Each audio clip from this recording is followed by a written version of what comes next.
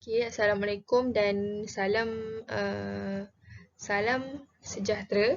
Hari ini kita teruskan lagi bersama saya, Cikgu Fatini, untuk sains tahun 6 iaitu mesin kompleks. Kita masih lagi dalam mesin kompleks. Dan untuk yang join Google Meet bersama saya, kita semua akan buatlah teka silang kata. Untuk yang tak join Google Meet, yang ni boleh buat guna, nanti cikgu bagi link dekat dalam grup WhatsApp. Okay, objektif pembelajaran pada hari ini adalah yang pertama untuk menjana sekurang-kurangnya 3 daripada 6 idea kepentingan penciptaan mesin yang lestari. Okay, mesin yang lestari. So, sebelum tu kita tengok dulu terlebih dahulu video yang saya tunjukkan ni.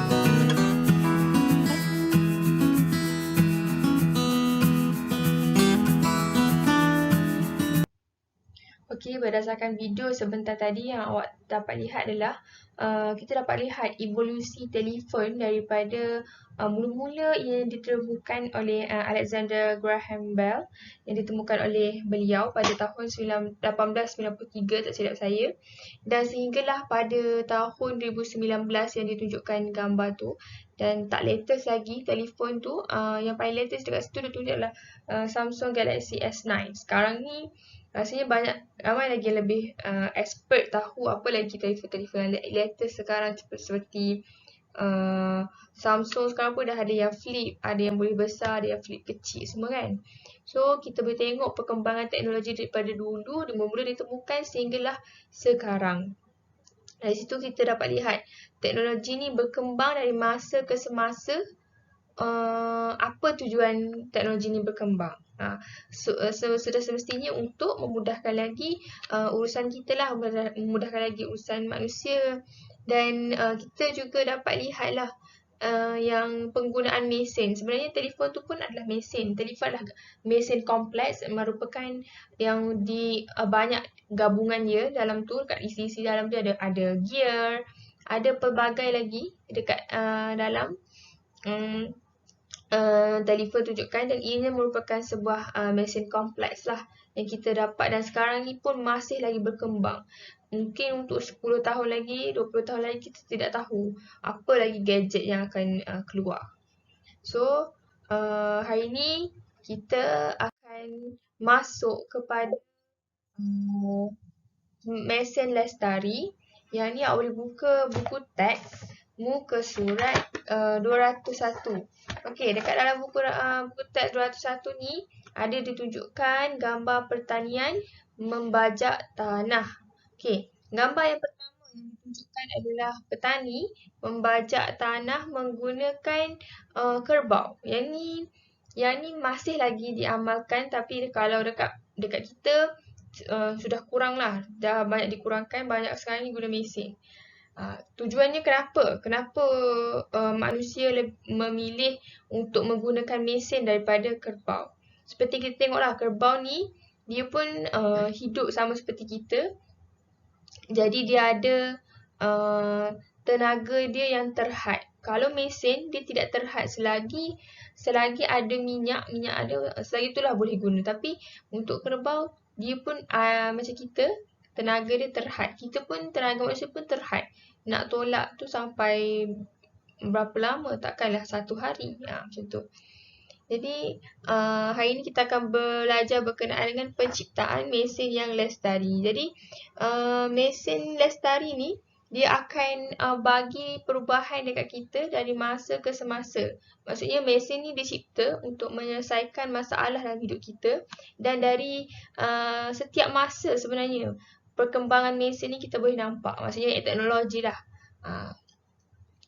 Jadi, apakah kepentingan penciptaan mesin pembajak tanah dan jentera mesin pembajak tanah ni? Apakah kepentingan kepada manusia?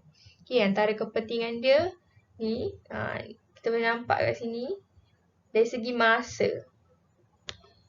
Apa yang kita dapat lihat adalah masa. Okay, dari segi masa, sangat-sangatlah kita boleh nampak perubahan dia dari segi masa, dan dari segi kuantiti dan juga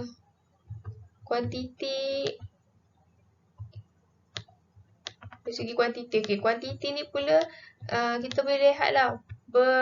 Contohnya untuk membajak tanah ni, keluasan dia berapa banyak. Mungkin kalau guna kerbau dalam satu petak je, tapi bila guna mesin ni mungkin boleh buat dalam 10, 20, lagi banyak. So dia meningkatkan kualiti kerja kita, lagi cepat kita nak mendapatkan hasil. Macam tu. Okay. Yang kedua kita dapat lihat kat sini adalah pertanian, iaitu untuk menuai padi. Yang ni masa menuai pula. Okay. Ni kita boleh nampak ada petani, dia tengah tuai padi, dia kutip satu persatu guna tangan ni. Tenaga kerja manusia. Tapi yang ni tak perlu. Yang sekarang hanya gunakan jentera penuai padi. Yang ni kita dapat kutip hasil padi dengan lagi cepat lah. Tak silap saya, masa sebelum penggunaan jentera padi ni meluas dekat Malaysia, padi Malaysia boleh tuai sekali je setahun. Tapi sekarang ni dah boleh tuai 2 kali setahun. Maksudnya lagi meningkatlah pasaran beras kita. Beras yang kita nak beli tu lagi cepat kita nak dapat apa semua kan. Sebab padi boleh dituai 2 kali setahun. Mungkin dalam 10 tahun lagi padi boleh dituai setiap bulan. Kita pun tak tahu. Teknologi sekarang ni sangat-sangatlah canggih dan masih lagi berkembang dari masa ke semasa. Dan boleh buka buku teks muka surat 202. Kita boleh tengok juga mesin ringkas dan juga mesin kompleks dalam kehidupan harian. Yang ni ambil contoh yang paling dekat dengan awak semua, iaitu pengasah pensel. Kalau dulu pengasah pensel tak wujud dan memang kalau nak asahkan pensel guna pisau sahaja. Siapa yang pernah guna pisau ni kena berhati-hatilah sebab kita dan ketajaman asah guna pisau dan juga asah guna pengasah pensel lain. Maksudnya kalau kita, yang tajam guna pengasah pensel tu lagi lancar menulis berbanding dengan guna pisau. Okay. Lagi lancar kita nak menulis. Kelancaran lah di sini. Kelancaran menulis. Maafkan saya untuk ni. Susah nak tulis guna ni. Okay, lancar. Untuk alat pengisap makanan, yang ni kalau sesiapa masih lagi ada dekat rumah dia ada. Ataupun siapa yang suka tengok latest cerita biasanya dia tunjukkan lah alat pengisap makanan ni. Yang manual ni kita grill, kita kisar guna tangan. Maksudnya sini tempat pengisar dia akan tarik putar guna tangan ataupun guna blender. Kita lebih familiar dengan perkataan blender, mesin bermotor, mesin pengisar bermotor. Ni zaman dahulu dengan zaman sekarang. Dan mesin yang bermotor sekarang ni tengah berevolusi lagi. Yang ni mungkin versi lama. Ada lagi yang versi baru tak perlu masukkan air, hanya masukkan bawang sahaja, boleh mesin je bawang tu. Dan yang ke 1, 2, 3, 4. Okey, yang ni yang kelima, menggunakan tangan dan menggunakan mesin basuh. Dulu basuh tangan hanya basuh baju guna tangan. Sekarang ni dah boleh guna mesin basuh. Lagi cepatlah kerja-kerja manusia. Tak perlu dah nak basuh, bilas lagi, bilas lagi. Tangan kita pun tak perlu nak kena sabun banyak kali, hanya guna mesin basuh sahaja. Sekejap je, dalam masa sejam siap kain kita yang berapa kilo, 10 kilo dah siap dalam masa sejam. Tapi kalau guna tangan, mungkin sejam tu boleh siapkan untuk sikit je baju kita. Tak siap macam mesin basuh lah. Untuk yang ke-6, kayuhan dan juga gear bermotor. Ni kedua-dua gerak ini membantu manusia bergerak ke tempat yang lebih jauh. Penggunaan kenderaan manakah yang lebih lestari? Penggunaan antara dua ni, mana yang lebih lestari? Pada pendapat awak semua. Adakah yang ni ataupun yang ni? Kita kena faham. Perkataan lestari ni, lestari maksud dia adalah tidak berubah, kekal dan juga tetap. Mesin yang lestari ni mesin yang bagi kebaikan kepada kita. Tahan lama, tidak mudah rosak, menguntungkan. Nanti kita akan tengok satu persatu. Okey, kalau untuk yang ni, kayuhan juga gear bermotor. Okey, saya bagi pro and cons dia. Dari segi masa, kita nak sampai ke sesuatu tempat, sudah semestinya yang motor ni lagi baik. Yang motor ni lagi baik, sudah semestinya lagi sampai lagi cepat. Tapi untuk jangka masa yang sangat lama, adakah gear motor ni elok? Maksudnya kalau dekat dalam air ni, yang ni lagi baik untuk alam sekitar. Sebab tidak berlakunya tumpahan minyak, apa semua. Jadi kita kena lihat penggunaan tu, fungsi dia kepada apa. Okey, tapi yang ni dia katakan kedua-dua kenderaan ini membantu manusia bergerak ke tempat yang jauh. Jadi mungkin yang ni lah lagi baik sebab kita sampai tu dalam masa singkat lah sampai ke tempat. Okey, dan ni saya tunjukkan ciri-ciri mesin lestari. Yang pertama adalah tahan lama. Kita nak cari mesin lestari tu tahan lama. Maksudnya kita beli tak adalah guna 2 kali dah rosak. Tak, dia tahan lama. Tidak mudah rosak, menguntungkan. Menguntungkan dekat sini maksudnya sama macam tahan lama lah. Contoh kalau awak beli mesin basuh, awak beli hari ni, takkan esok dah rosak. Tu merugikan lah. Contoh beli dekat dengan 5,000. Itu merugikan sebab kena beli lagi yang lain. Habiskan lagi duit untuk beli kalau rosak kan. Lepas tidak memberi kesan buruk kepada alam sekitar. Mudah dan selamat digunakan. Ini adalah ciri-ciri mesin lestari yang awak boleh tengok dekat kedai. Biasanya kalau untuk yang tidak memberi kesan buruk kepada alam sekitar ni, kita ambil yang eco. Kalau tekan yang eco tu, dia untuk penggunaan elektrik dia sedikit, lagi efisien. Walaupun harganya mahal sedikit daripada yang tak ada lambang eco tu, lebih baik beli yang eco punya. Okay. Kepentingan penciptaan mesin yang lestari ni yang pertama adalah untuk meningkatkan produktiviti pengeluaran. Yang ni kita tengok seperti dekat pertanian. Membantu, mempercepat dan memudahkan kerja. Pertanian tadi pun betul juga. Mesin basuh, pengasah pensel, semua membantu mempercepatkan dan memudahkan kerja. Dapat mengangkut barang yang berat atau besar dalam kuantiti yang banyak.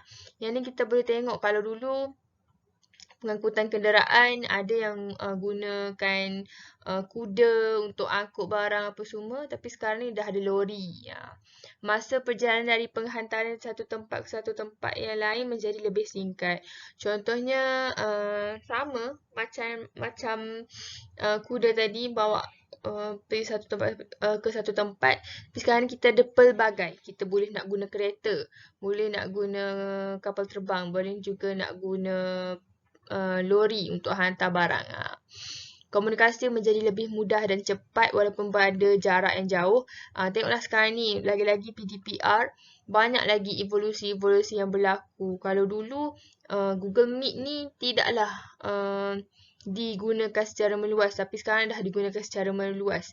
YouTube tidaklah digunakan secara meluas kalau pada waktu dulu, tapi sekarang berkembang dengan sangat-sangatlah cepat. Semua orang biasanya ada uploadkan video dekat dalam YouTube sebab nak menceritakan kisah-kisah mereka. Macam saya uploadkan video dalam YouTube nak mengajar.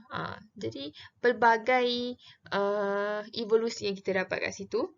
Dan juga keselamatan lebih terjamin. Yang ni dari segi mesin yang lestari lah. Kalau contoh kita untuk yang pengasah pensel tadi, kalau gunakan pisau, keselamatan dia tidak terjamin sebenarnya. Boleh jadi pisau tu terkena tangan awak, tapi kalau awak gunakan pengasah pensel, sudah semestinya keselamatan terjamin sebab awak hanya pegang saja pada pengasah tu dan putar-putar-putarkan dapatlah pensel yang dah tajam. Untuk yang join kelas Google Meet saya, kita akan jawab quizzes ni secara langsung. Tapi untuk yang tak join, saya bagi link. Ini adalah tugasan yang saya nak suruh awak buat. Boleh buka buku teks muka surat 202. Yang ni, pilih satu jenis mesin yang ada di sekeliling kamu. Cari dan kumpul maklumat tentang kepentingan penciptaan mesin lestari. Masukkan maklumat dalam PowerPoint dan gunakan kreativiti masing-masing. Okay, yang ni saya nak awak explore macam mana nak gunakan PowerPoint ni. Ikutlah nak buat macam mana pun, asalkan ni adalah contoh. Contoh yang boleh buat iaitu yang ni. Macam saya tunjukkan awal tadi, pertanian itu membajak tanah kan. Tak perlu ikut macam saya buat ni betul-betul. Tapi ini adalah contoh yang saya tunjukkan. Lepas tu boleh buat membajak tanah menggunakan kerbau. Tak tulis sini, sorry. Versus membajak tanah menggunakan mesin. Boleh buat macam ni.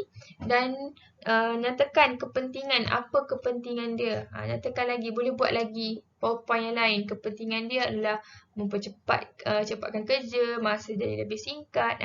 Tapi awak pilihlah contoh yang tidak dinyatakan dalam buku teks. Banyak lagi contoh-contoh dekat sekeliling kita yang boleh guna. Okay. Cari dan boleh buat dalam PowerPoint. Ambil satu sahaja contoh mesin. Contohnya kalau awak nak buat pasal pengangkutan sahaja. Macam itulah. Lebih pun okey. Dan itu saja kelas kita pada hari ini. Rumusannya kita belajar berkenaan dengan kepentingan penciptaan mesin yang lestari. Betapa pentingnya mesin yang lestari ni untuk penggunaan bahan, dari segi penggunaan bahan dia, dari segi jangka hayat, penyelenggaraan kos mesra alam keselamatan. Kalau untuk penggunaan bahan, semestinya kita nak tahan lama. Kalau untuk jangka hayat, ni pun sama, tahan lama, tidak mudah rosak, penyelenggaraan dia yang mudah, kos dia yang tidak merugikan lah, menguntungkan, mesra alam. Mesra alam ni tidak mencemarkan alam sekitar dan juga keselamatan terjamin.